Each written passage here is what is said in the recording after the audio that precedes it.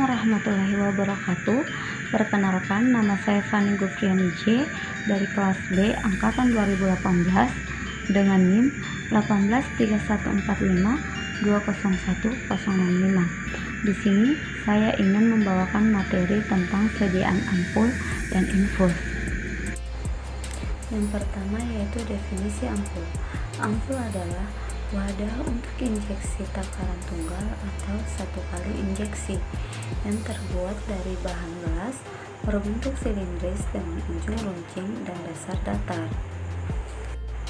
Adapun tujuan pembuatan injeksi ampul, hal ini yang melatar belakangi dalam pembuatan sediaan injeksi ampul tersebut yaitu untuk memberi bantuan kepada para pasien yang dalam keadaan tidak sadar yang tidak dapat diberikan secara peroral, sehingga diberikan pemberian obat secara injeksi ampul.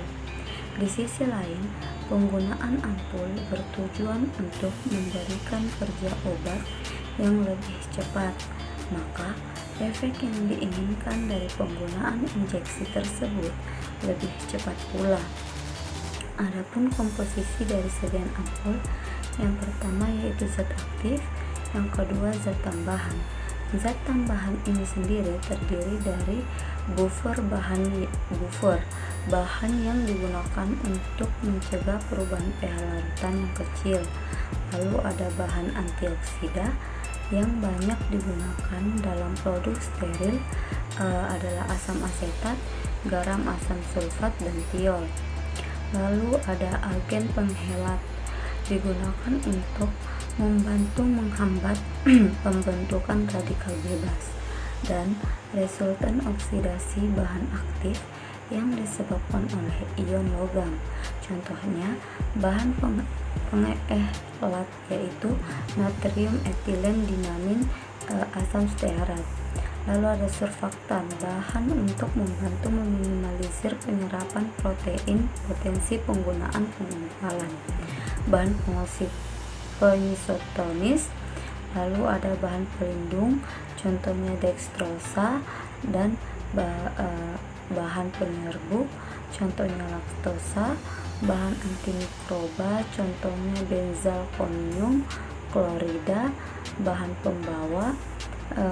pembawa sendiri terdiri dari dua, yaitu bahan pembawa air, contohnya aqua pro injeksi, dan bahan pembawa non air dan campuran yang meliputi gliserin dan etil alkohol.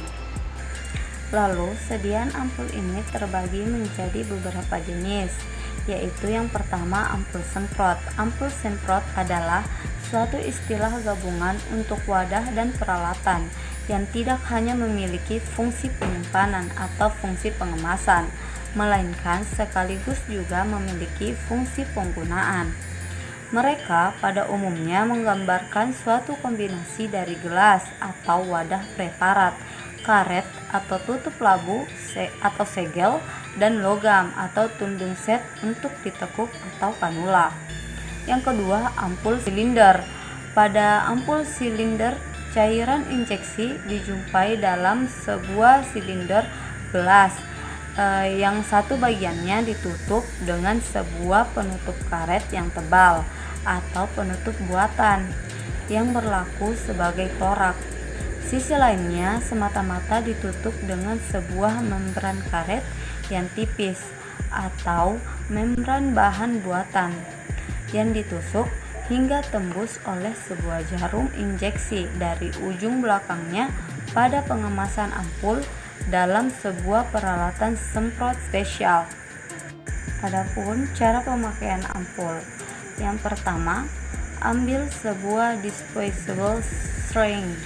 Yang kedua, ambil sebuah ampul yang berisi cairan anestesi.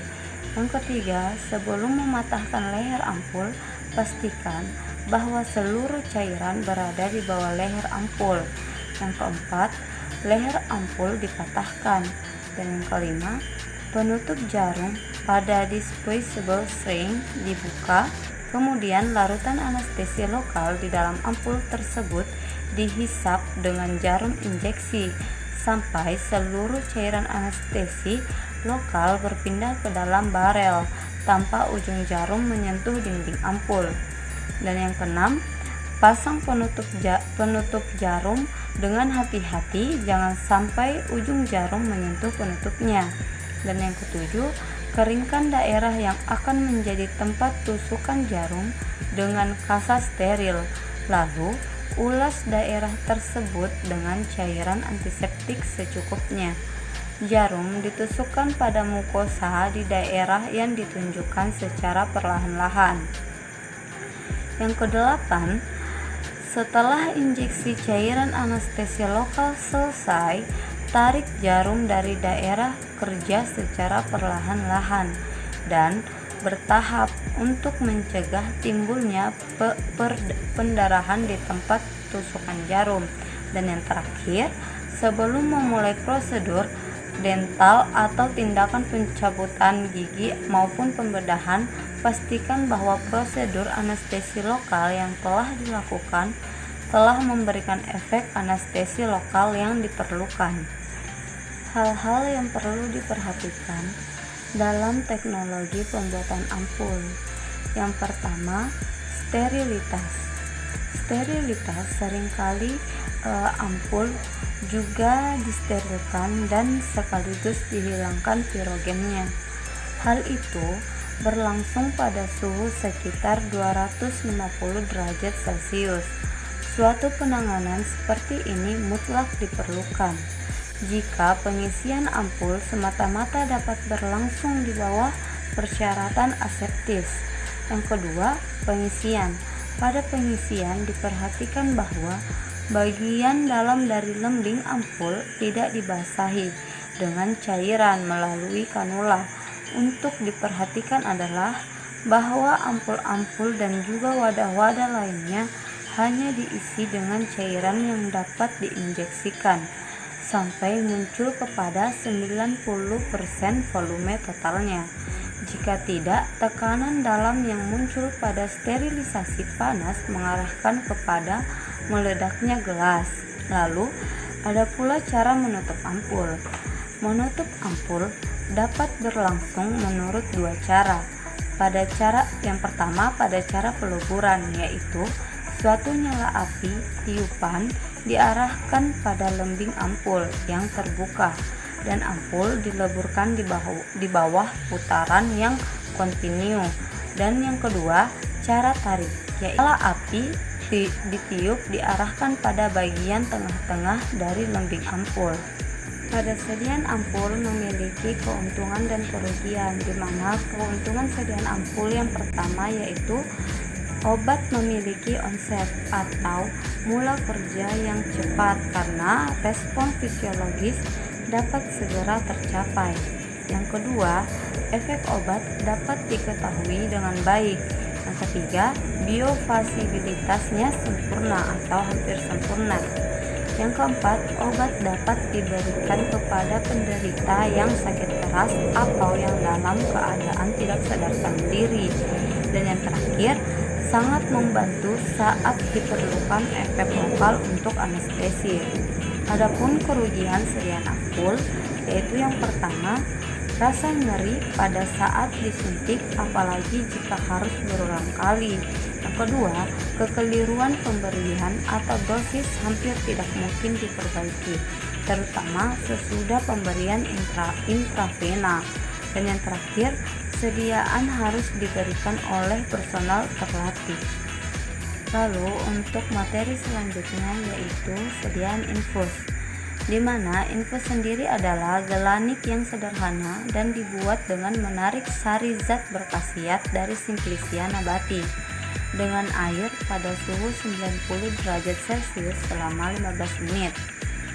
Adapun tujuan dari pemberian infus adalah yang pertama, memberikan atau menggantikan cairan tubuh yang mengandung air, elektrolit, vitamin, protein, lemak, dan kalori yang tidak dapat dipertahankan secara adekuat melalui oral. Yang kedua, memperbaiki keseimbangan asam basa. Yang ketiga, memperbaiki volume komponen-komponen darah. Yang keempat, memberikan jalan masuk untuk pemberian obat-obatan ke dalam tubuh. Kandungan infus. Larutan NaCl atau berisi air dan elektrolit Na+ dan Cl-, larutan dextrosa atau berisi air atau garam dan kalori, riger laktat berisi air, balansisotonik berisi air atau air elektrolit, kalori, dan whole blood atau darah lengkap, dan komponen darah, plasma expanders yang berisi albumin, dextran, fraksi protein plasma 5%, hespan yang dapat meningkatkan tekanan osmotik, menarik cairan dari interstisial ke dalam sirkulasi, dan meningkatkan volume darah. Sementara lalu hiperalimentasi parenteral atau berisi cairan, elektrolit, asam amino, dan kalori. Alasan penggunaan bahan. Yang pertama, protein. Protein merupakan makromolekul di mana monomernya adalah asam amino. Dipilih asam amino arginin HCl karena merupakan salah satu asam amino esensial yang dibutuhkan oleh tubuh. Yang kedua, walaupun pada sediaan infus ini tidak mengandung pengawet, uji sterilisasinya dilakukan secara filtrasi karena volumenya yang besar sehingga tidak memungkinkan untuk diinokulasi langsung. Adapun macam-macam penggunaan infus. Yang pertama, terapi pemeliharaan. Terapi ini diberikan pada penderita yang tidak dapat menerima asupan nutrisi atau cairan lewat mulut untuk masa yang agak lebih lama.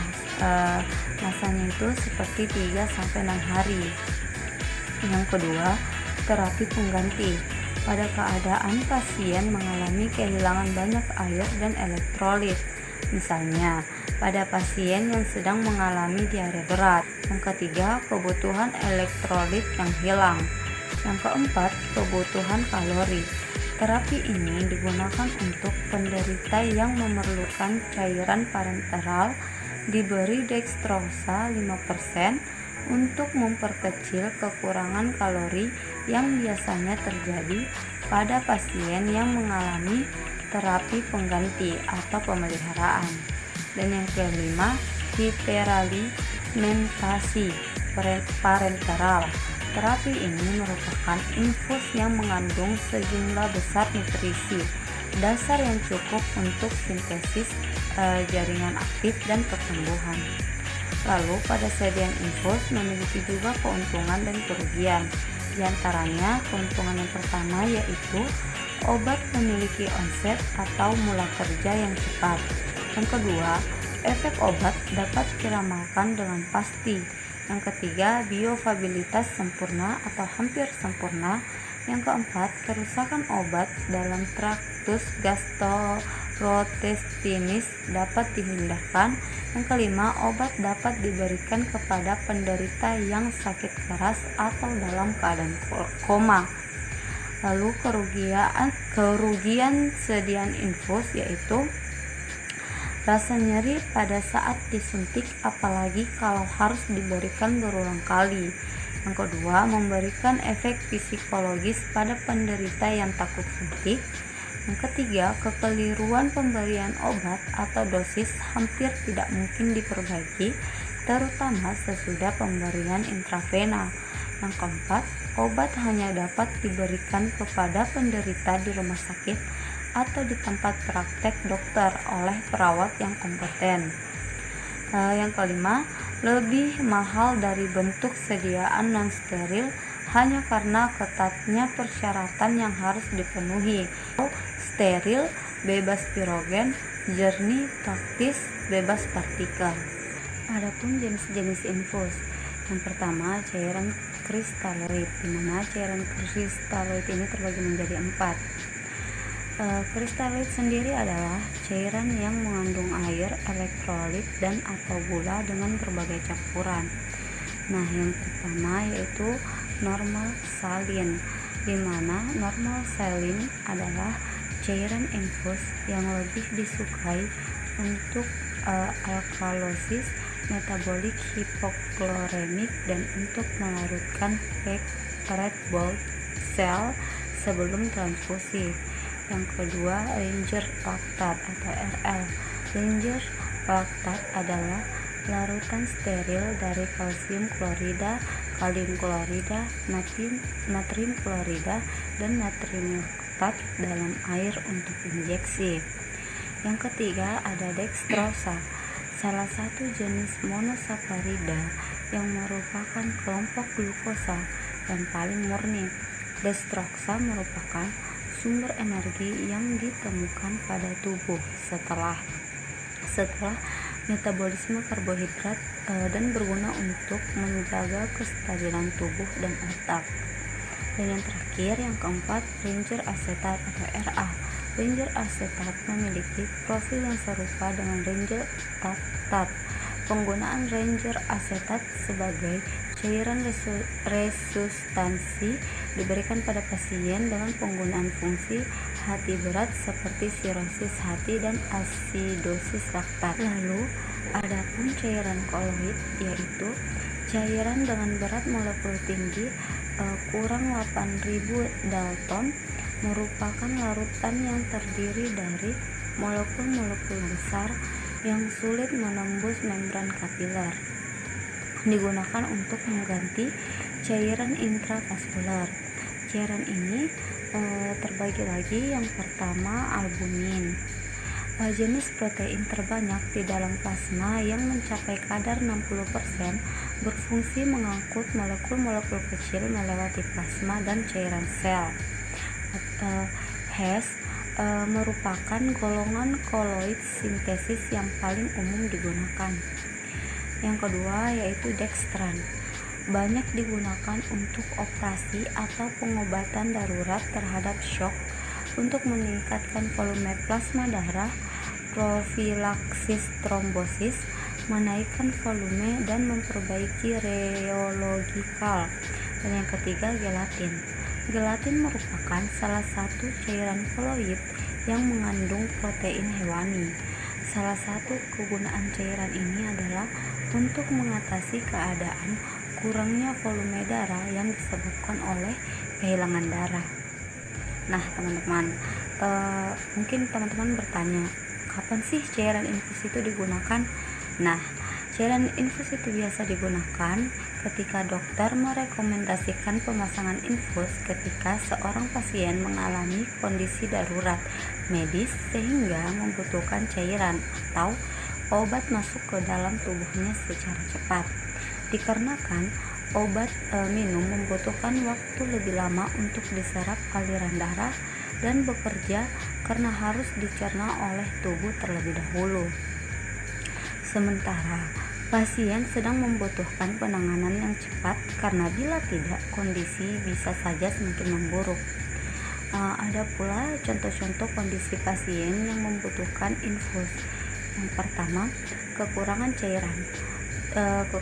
cairan tubuh atau dehidrasi, baik karena sakit, diare, atau setelah melakukan aktivitas secara berlebihan dan mengalami pendarahan. Yang kedua, stroke. Dan yang ketiga, serangan jantung. Keempat, keracunan makanan. Kelima, mengalami infeksi yang membuat seseorang tidak responsif terhadap antibiotik oral. Dan yang keenam, memperbaiki ketidakseimbangan sistem metabolisme seperti memiliki terlalu banyak kalium di dalam tubuh, mengendalikan rasa nyeri dengan penggunaan jenis obat-obatan tertentu. Jadi ada pula metode pemasangan infus, yaitu terbagi menjadi dua, yaitu pemasangan infus secara manual. Secara manual yaitu menggunakan gravitasi agar jumlah obat tetap sama selama periode waktu tertentu. Perawat dapat mengatur kecepatan tetesan cairan infus dengan cara mengurangi atau menambah tekanan penjepit pada tabung infus yang terpasang di selang. Selain itu, Perawat juga dapat menghitung jumlah tetesan-tetesan cairan infus untuk memastikan laju cairan benar dan sesuai dengan kebutuhan dan cara kerja obat. Yang kedua, dengan cara pompa. Metode pemasangan infus juga dapat diatur dengan pompa listrik. Perawat akan menggunakan pompa agar cairan infus dapat menetes dengan kecepatan dan jumlah yang dibutuhkan pasien. Pemasangan infus dengan pompa hanya dapat digunakan apabila takaran dosis obat sudah tepat dan terkontrol. Ada juga lokasi pemasangan infus. Yang pertama, vena digitalis, yang kedua vena dorsalis superficialis, yang ketiga vena cephalica, yang keempat vena basilica, dan yang kelima vena mediana cubitis. Nah, hal-hal yang perlu diperhatikan pada tindakan pemasangan infus terbagi menjadi dua. Yang pertama, sterilitas. Tindakan sterilitas dimaksudkan supaya mikroba tidak menyebabkan infeksi lokal pada daerah tusukan. Yang kedua, fiksasi, bertujuan agar kanula atau jarum tidak mudah tergeser atau tercabut. Baik, sekian materi yang saya bawakan. Kurang dan lebihnya mohon dimaafkan. Wassalamualaikum warahmatullahi wabarakatuh dan terima kasih.